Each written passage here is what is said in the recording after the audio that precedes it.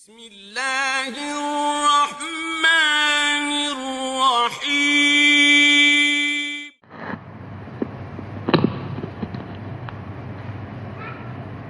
السلام علیکم ورحمۃ اللہ وبرکاتہ۔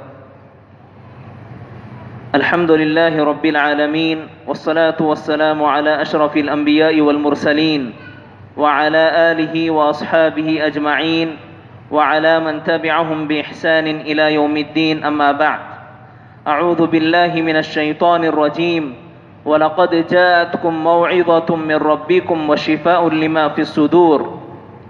محترم حاضرین کرام، تمام قسم کی تعریفیں حمد و ثنا اللہ رب العالمین کے لیے لائق و زیبا ہے۔ درود و سلام ہو تمام انبیاء علیہم السلام پر، خصوصاً میرے اور آپ کے پیارے نبی جناب محمد الرسول اللہ صلی اللہ علیہ وسلم پر۔ محترم حاضرین، میں نے جو آیت تلاوت کی ہے اس آیت میں اللہ رب العالمین ارشاد فرماتا ہے وَلَقَدْ جَاءَتْكُمْ مَوْعِظَةٌ مِّن رَّبِّكُمْ وَشِفَاءٌ لِّمَا فِي الصُّدُورِ، تحقیق کے تمہارے پاس تمہارے پروردگار کی جانب سے ایک نصیحت آئی ہوئی ہے۔ وَشِفَاءٌ لِّمَا فِي الصُّدُورِ، اور دلوں کی بیماریوں کے لیے یہ شفا ہے۔ قرآن مجید کے سلسلے میں اللہ رب العالمین نے اس آیت میں قرآن کو نصیحت اور شفا قرار دیا ہے۔ میرے محترم حاضرین، اس آیت کی روشنی میں آپ لوگوں کے سامنے قرآن مجید کے چند حقوق بیان کرنے کی کوشش کروں گا۔ قرآن مجید یہ اللہ رب العالمین کا کلام ہے، اللہ رب العالمین کی جانب سے بھیجا گیا یہ ہدایت نامہ ہے۔ اللہ رب العالمین نے اس میں علم و حکمت کی باتیں رکھی ہوئی ہیں۔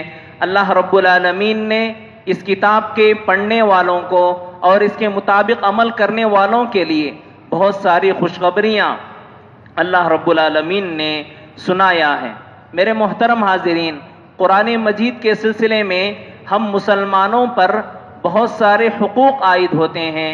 قرآن مجید کے تعلق سے بہت سارے تقاضے ہیں، بہت ساری ذمہ داریاں ہم پر عائد ہوتی ہیں۔ ان میں سے ایک ذمہ داری، پہلی ذمہ داری یہ ہے کہ ہم کو چاہیے کہ ہم قرآن مجید پر ایمان لائیں۔ قرآن مجید پر ایمان لانے کا مطلب کیا ہے؟ یعنی قرآن مجید کے سلسلے میں ہمارا یہ ایمان ہو، یہ عقیدہ ہو کہ یہ اللہ رب العالمین کا کلام ہے۔ قرآن مجید یہ اللہ رب العالمین کا کلام ہے، اور اللہ رب العالمین نے حضرت جبریل علیہ السلام کے ذریعے سے پیارے نبی صلی اللہ علیہ وسلم پر نازل کیا ہے، اتارا ہے، اور اس کتاب کے سلسلے میں کوئی بھی شک اور شبہ نہیں ہونا چاہیے۔ ذَلِكَ الْكِتَابُ لَا رَيْبَ فِيهِ، قرآن مجید کے سلسلے میں قرآن مجید کے کسی آیت یا کسی حکم، قرآن مجید کے کسی قانون کے سلسلے میں شک کرنا، شبہ کرنا، اس سلسلے میں دل میں کوئی تنگی محسوس کرنا، یہ بالکل ایک مسلمان کے لیے درست نہیں ہے۔ قرآن مجید کے کسی آیت کے سلسلے میں شک کریں گے، شبہ کریں گے یا یہ اعتراض کریں گے تو ایسا آدمی دائرہ اسلام سے خارج ہو جاتا ہے، وہ کافر ہو جاتا ہے۔ اللہ رب العالمین خود کہہ رہا ہے ذَلِكَ الْكِتَابُ لَا رَيْبَ فِيهِ لَا يَأْتِيهِ الْبَاطِلُ مِنْ بَيْنِ يَدَيْهِ وَلَا مِنْ خَلْفِهِ۔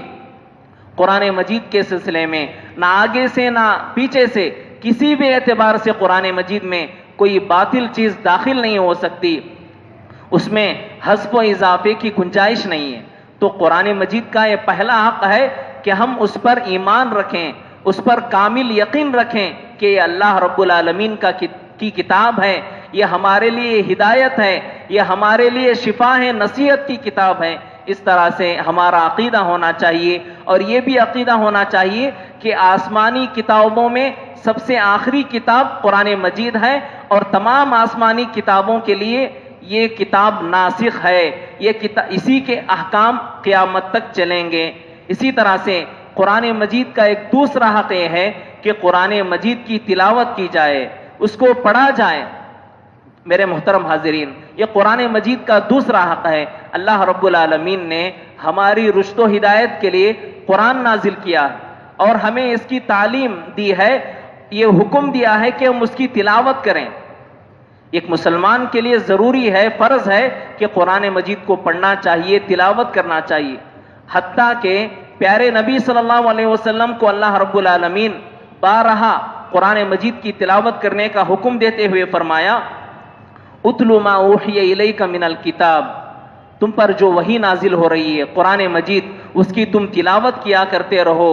واتل ما اوحی الیک من کتاب ربک، تمہارے رب کی جانب سے جو کتاب نازل کی گئی ہے وحی کے ذریعے سے، اس کی تلاوت کرو۔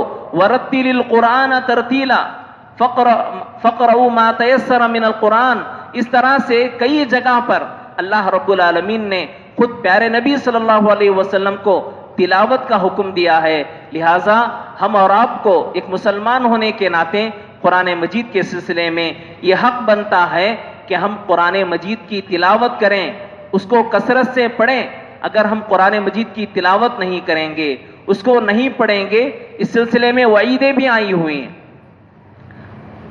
قبر میں جو 3 سوالات کیے جائیں گے، اگر ایک مسلمان آدمی ہوگا، اچھا سچا آدمی ہوگا، قرآن مجید کی تلاوت کرتا ہوگا، تو وہ آدمی سوالات کے جوابات بآسانی دے گا، اور فرشتے چوتھا سوال کریں گے، تمہیں کیسا پتا چلا اس کے بارے میں، ان سوالات کے جوابات تمہیں کیسے معلوم ہوئے؟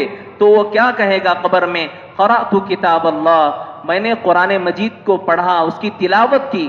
اس کے برعکس ایک مجرم نافرمان جو قرآن کی تلاوت نہیں کرتا تھا، جب وہ قبر کے سوالات، منکر نکیر کے سوالات کے جوابات نہیں دے گا، تو فرشتے اسے ڈانٹتے ہوئے کہیں گے، لا دریت ولا تلیتا، نہ ہی تو نے قرآن مجید کی تلاوت کی اور نہ ہی ان سوالات کے جوابات معلوم کرنے کی تو نے کوشش کی۔ تو قرآن مجید نہ پڑھنے کی وجہ سے آدمی قبر کے سوالات کے جوابات نہیں دے سکتا ہے، وہاں پر اسے مشکل پیش آئے گی۔ اسی طرح سے میرے محترم حاضرین، قرآن مجید کی تلاوت کرنا ہے، اس کی کیسی تلاوت کرنا ہے؟ الذین آتیناہم الکتاب یتلونہ حق تلاوتی، قرآن مجید کی تلاوت کما حقہ ہمیں کرنے کا حکم دیا گیا ہے۔ کیسے کرنا ہے؟ ورتل القرآن ترتیلا، قرآن مجید کو پڑھتے ہوئے خوب ٹہر ٹہر کر پڑھنا چاہیے۔ قرآن مجید کے جو حروف ہیں اس کی ادائیگی صحیح ہونا چاہیے، مخارج کے ساتھ، تجوید کے ساتھ ہمیں قرآن مجید کو پڑھنا ہے۔ اللہ رب العالمین نے آواز دی ہے تو اچھی آواز میں پڑھنا۔ پیارے نبی صلی اللہ علیہ وسلم فرماتے ہیں، زینوا القرآن باصواتکم، تم اپنے آوازوں کے ذریعے سے قرآن مجید کو مزین کرو، یعنی خوب اچھی آواز میں، پیاری آواز میں پڑھنے کی کوشش ہمیں کرتے رہنا چاہیے۔ اور قرآن مجید کے سلسلے میں اللہ رب العالمین نے اور پیارے نبی صلی اللہ علیہ وسلم نے جہاں پر تلاوت کا حکم دیا ہے، وہیں اچھے انداز میں قرآن پڑھنے والوں کی فضیلت بھی بیان کی ہے۔ الماہر بالقرآن مع السفرۃ الکرام بررہ، جو اچھے انداز میں قرآن کو پڑھتے ہیں، قرآن مجید میں مہارت حاصل کرنے کی کوشش کرتے ہیں، ایسے لوگ کل قیامت کے دن معزز فرشتوں کے ساتھ ہوں گے۔ لہٰذا مجھے اور آپ کو چاہیے قرآن مجید کی تلاوت بھی کریں، اور قرآن مجید کی تلاوت میں مہارت بھی حاصل کرنا چاہیے۔ خوب اس میں جو بھی قواعد ہیں تجوید کے اعتبار سے، مخارج کے اعتبار سے، اس میں ہمیں اپنے اندر مہارت پیدا کرنے کی کوشش کرنا چاہیے۔ اگر ہم مہارت حاصل کریں گے، اچھے انداز میں پڑھنے کی کوشش کریں گے، یقیناً کل قیامت کے دن معزز فرشتوں کے ساتھ اللہ رب العالمین ہمارا حشر کرے گا۔ اور اسی طرح سے قرآن مجید کے حقوق میں سے ایک حق یہ بھی ہے کہ ہم قرآن مجید میں غور و فکر کریں، تدبر کریں۔ میرے محترم حاضرین، یہ ایک تحقیق ہے، بلکہ حقیقت ہے کہ دنیا میں سب سے زیادہ پڑھی جانے والی کتاب قرآن مجید ہے، لیکن افسوس کے ساتھ کہنا پڑتا ہے اکثر مسلمان قرآن مجید کی تلاوت بھی اگر کرتے ہیں لیکن بغیر سوچے سمجھے، شعور کے بغیر، تدبر کے بغیر تلاوت کرتے ہیں۔ قرآن مجید کی جہاں پر ہمیں تلاوت کا حکم دیا گیا ہے، وہیں پر قرآن مجید میں غور و فکر کرنے، تدبر کرنے کا بھی حکم دیا گیا ہے۔ اللہ رب العالمین کہتا ہے، کتاب انزلناہ الیک مبارک لیدبروا آیاتہ ولیتذکر اولو الالباب، ہم نے آپ کی جانب ایک بابرکت کتاب نازل کی ہے تاکہ اس میں تدبر کیا جائے اور نصیحت عقل مند لوگ ہی اسے نصیحت حاصل کرتے ہیں. لہٰذا قرآن مجید کے سلسلے میں ہمیں تدبر کرنا چاہیے، اس آیات میں غور و فکر کرنا چاہیے، اور جو آیتیں وعید ہیں اس سے عبرت لاتے ہوئے اس کے منہیات سے رکنا ہے، اور جو احکامات دیے گئے ہیں اس کے مطابق عمل کرنے کی کوشش کرنا ہے، تدبر کرنا ہے، غور و فکر کرنا ہے. اور جو لوگ تدبر نہیں کرتے، ایسے لوگوں کے سلسلے میں اللہ کہتا ہے افلا یتدبرون القرآن ام علی قلوب اقفالها، کیا لوگ قرآن مجید میں تدبر اور غور و فکر نہیں کرتے؟ کیا ان کے دلوں پر تالے لگے ہوئے ہیں؟ صحابہ کرام رضی اللہ عنہم اجمعین کی اگر ہم سیرت پڑھیں گے تو پتہ چلتا ہے کہ وہ لوگ جہاں پر قرآن مجید کی تلاوت کرتے وہیں قرآن مجید میں غور و فکر کیا کرتے تھے، تدبر سے کام لیا کرتے تھے، آیتوں میں سوچتے. ابو بکر صدیق رضی اللہ عنہ اور دیگر صحابہ کے بارے میں آتا ہے رحمت کی آیتوں سے گزرتے تو اللہ سے رحمتیں مانگتے، جنت مانگتے، اور جہنم اور وعید کی آیتوں سے گزرتے تو زارو قطار روتے اور اللہ رب العالمین سے ان کی پناہ طلب کرتے، جہنم سے نجات حاصل کرنے کی وہ کوشش کیا کرتے تھے. لہٰذا مجھے اور آپ کو بھی چاہیے کہ تلاوت کے ساتھ قرآن مجید میں غور و فکر کیا جائے، تدبر کیا جائے. لیکن افسوس کی بات ہے نہ ہم بہت سارے لوگ الا ماشاء اللہ نہ صرف غور و فکر کرتے ہیں بلکہ قرآن مجید کی تلاوت سے بھی کوسوں دور ہیں. ہمارا تعلق قرآن مجید سے بالکل کم ہوتا جا رہا ہے. ایسا نہیں ہونا چاہیے میرے محترم حاضرین. جیسا کہ ماہر القادری رحمہ اللہ انہوں نے مسلمانوں کی جو قرآن مجید کے ساتھ سلوک ہے اس کی بیان کرتے ہوئے اشعار میں کہتے ہیں طاقوں میں سجایا جاتا ہوں، آنکھوں سے لگایا جاتا ہوں، تعویذ بنایا جاتا ہوں، دھو دھو کے پلایا جاتا ہوں، جزدانوں حریر و ریشم کے اور پھول ستارے چاندی کے، پھر عطر کی بارش ہوتی ہے، خوشبو میں بسایا جاتا ہوں. تو اس طرح سے مسلمانوں کی یہ حالت ہے کہ قسم اٹھانا ہو تو قرآن یاد کرتے ہیں، کہیں پر جہیز وغیرہ میں دینا ہو تو قرآن کو یاد کرتے ہیں. اسی طرح سے تکرار وغیرہ کا مسئلہ آتا ہے تو قرآن کی قسم کھا لیتے ہیں، نہ قرآن کی تلاوت کرتے ہیں نہ ہی اس کے مطابق اس میں غور و فکر کرتے ہیں، تدبر کرتے ہیں. بالکل مسلمان اس سے دور ہیں. قرآن مجید کے حقوق میں سے ایک حق یہ بھی ہے کہ قرآن مجید کی تلاوت تدبر کے ساتھ ساتھ قرآن مجید کے احکام پر عمل کرنا، قرآن مجید کے احکام پر عمل کرنا یہ بھی قرآن مجید کا ایک بہت بڑا حق ہے. قرآن مجید یہ عمل کرنے کی کتاب ہے. قرآن مجید کے تعلیمات یہ ہمارے لیے دنیا و آخرت میں نجات کا ذریعہ ہے. بہت ساری تعلیمات قرآن مجید کی والدین کے سلسلے میں، رشتہ داروں کے سلسلے میں، اللہ رب العالمین کے حقوق، رسول کے حقوق، تمام حقوق اور تعلیمات قرآن مجید میں موجود ہیں. قرآن مجید کے مطابق اگر ہم زندگی گزاریں گے، قرآن مجید کے مطابق عمل کریں گے، یقیناً دنیا و آخرت میں ہمیں نجات اور کامیابی ملے گی. اور سکون کا ذریعہ، اطمینان کا ذریعہ قرآن مجید ہے. اور یہ قرآن مجید یہ شفا کی کتاب ہے. اگر بیمار آدمی واقعی یقین کے ساتھ اللہ رب العالمین پر کامل بھروسہ رکھتے ہوئے قرآن مجید کو پڑھتا ہے، اس کے مطابق عمل کرنے کی نیت سے پڑھتا ہے تو اللہ رب العالمین بڑی بڑی بیماریوں سے شفا عطا کرتے ہیں. اللہ رب العالمین پیارے نبی صلی اللہ علیہ وسلم کہتے ہیں ان اللہ یرفع بہذا الکتاب باقواما ویضع بآخرین. اس قرآن کے ذریعے سے اللہ رب العالمین بہت سارے لوگوں کو عروج عطا کرتے ہیں. اللہ رب العالمین سربلندی عطا کرتا ہے قرآن کے ذریعے سے. سربلندی میں شفا بھی ہے، سکون بھی ہے، اطمینان بھی ہے، خوشحالی بھی ہے. تو اللہ رب العالمین قرآن کے ذریعے سے بہت ساری قوموں کو، بہت سارے لوگوں کو بلندی عطا کرتا ہے. اور جو قرآن مجید کو پسے پشت ڈال دیتے ہیں، اس سے نہ تلاوت کرتے ہیں نہ ہی قرآن مجید کے مطابق عمل کرتے ہیں، ایسے لوگوں کو اللہ رب العالمین دنیا و آخرت میں رسوا کرتا ہے.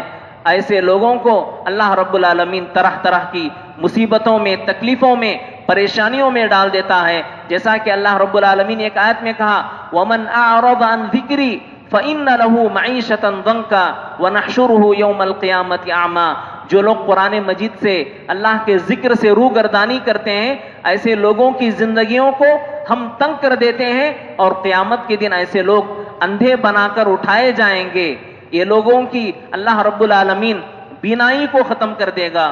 لہٰذا قرآن مجید کے یہ چند حقوق تھے کہ ہمیں چاہیے کہ قرآن مجید کے متعلق ہمارا ایمان مضبوط ہو، ہم قرآن مجید کی تلاوت کریں، قرآن مجید میں غور و فکر اور تدبر کریں اور قرآن کے احکام کے مطابق عمل کریں۔ اور قرآن مجید کے حقوق میں سے ایک حق یہ بھی ہے کہ قرآن مجید کو یاد کرنا چاہیے۔ آج ہم بہت سارے لوگ ایسے ہیں 10 سورے 15 سورے یاد ہیں، آگے نہیں بڑھتے ہم لوگ۔ صحابہ کرام جب ایمان لائے، اسلام لائے، ان کی زندگیاں بھی بڑی بڑی ہی تھی، 40 سال 50 سال میں اسلام قبول کیے، لیکن ان میں بہت سارے صحابہ حافظ قرآن بھی تھے۔ تو لہٰذا مجھے اور آپ کو چاہیے کہ ہم قرآن مجید کی آیتوں کو، قرآن مجید کے مزید صورتوں کو یاد کرنے کی کوشش کریں۔ حفظ قرآن یہ زندگی میں ہمارا ایک معمول ہونا چاہیے۔ 8 دن میں ایک سورہ یاد ہونا چاہیے، مہینے میں ایک سورہ یاد کرنے کی کوشش کریں، ایک ایک رکوع یاد کرنے کی کوشش کریں۔ قرآن مجید کے حقوق میں سے ایک حق کیا ہے؟ قرآن مجید کو یاد کرنا، اس کی حفظ کرنا چاہیے۔ اور قرآن مجید کے حقوق میں سے ایک حق یہ بھی ہے کہ قرآن مجید کی نشر و اشاعت کرنا، قرآن مجید کو لوگوں میں فری میں تقسیم کرنا چاہیے، یہ بھی ایک حق ہے۔ اور قرآن مجید کے احکام دوسروں تک پہنچانا، بلغوا عنی ولو آیہ، اور صدقہ جاریہ کا ایک بہترین ذریعہ قرآن مجید فری میں ڈسٹریبیوٹ کرنا چاہیے۔ مصحفاً ورثہ، پیارے نبی صلی اللہ علیہ وسلم ایک روایت میں بیان کرتے ہیں، صدقہ جاریہ میں سے ایک ذریعہ یہ بھی ہے کہ ایک آدمی کیا ہے اپنی وراثت میں قرآن مجید کے نسخے اور مصحف چھوڑ کر جائے، اور اس سے جو لوگ بھی تلاوت کریں گے، پڑھیں گے، اس کا اجر و ثواب مرنے کے بعد بھی آدمی کو پہنچتا رہے گا، جس کو ہم ایصال ثواب کہتے ہیں۔ یہ جائز ایصال ثواب ہے۔ ناجائز ایصال ثواب کے کام بھی ہیں جو ناجائز ہیں، ممنوع ہیں، لیکن آدمی مصحف چھوڑ کر جائے، علم چھوڑ کر جائے، نیکی کے بہت سارے کنواں کھدوا کر جائے، لوگ اس سے سیراب ہوتے رہیں، یہ سب ایصال ثواب کے جائز طریقے ہیں۔ آدمی ایسا کرے گا تو بھی مرنے کے بعد اپنے درجات میں، اپنے نیکیوں میں وہ بڑھوتری، اضافہ پاتا رہے گا، اپنے درجات کو بلند کرتا رہے گا۔ تو لہٰذا ہمیں بھی چاہیے، جن کے پاس قرآن نہیں ہے، بہت سارے قریب آزو بازو میں ایسے ہیں جہاں پر مسلمان ہیں، انہیں قرآن پڑھنے نہیں آتا، اگر آتا بھی ہے تو ان کے پاس بہت زیادہ نسخے نہیں ہیں، تو ہم یہ کام اچھا کر سکتے ہیں۔ ایک اچھے انداز میں ہم قرآن مجید کے نسخے منگوا کر قرآن لوگوں میں تقسیم کروا سکتے ہیں، یا پڑھانے کا ایک سسٹم ہم قائم کر سکتے ہیں۔ قرآن مجید کے حقوق میں سے ایک حق یہ بھی ہے کہ قرآن مجید کے سلسلے میں اگر کوئی آدمی ہمارے سامنے اس کا مذاق اڑاتا ہے، یا اس کے سلسلے میں کوئی شکوک و شبہات یا اعتراض کرنے کی کوشش کرتا ہے، تو ہم حتی المقدور اپنے استطاعت کے مطابق، اپنے علم کے مطابق اس کا دفاع کرنا، یہ بھی قرآن مجید کا ایک حق ہے۔ قرآن مجید کے حقوق میں سے ایک حق کیا ہے؟ قرآن مجید کے بارے میں اگر کوئی مذاق کرے، اس کے آیتوں کے بارے میں، اس کے کوئی مسئلے کو لے کر، یا نہیں تو کسی آیت کے بارے میں شکوک و شبہات پیدا کرنے کی کوشش کرے، تو اس کا جواب دینا چاہیے اچھے انداز میں۔ یہ بھی قرآن مجید کے حقوق میں سے ایک حق ہے۔ اللہ رب العالمین سے دعا ہے کہ قرآن مجید کے حقوق مجھے اور آپ کو ادا کرنے کی اللہ توفیق بخشے، آمین۔ واقول قولی ھذا استغفر اللہ لی ولکم ولسائر المسلمین والحمد للہ رب العالمین۔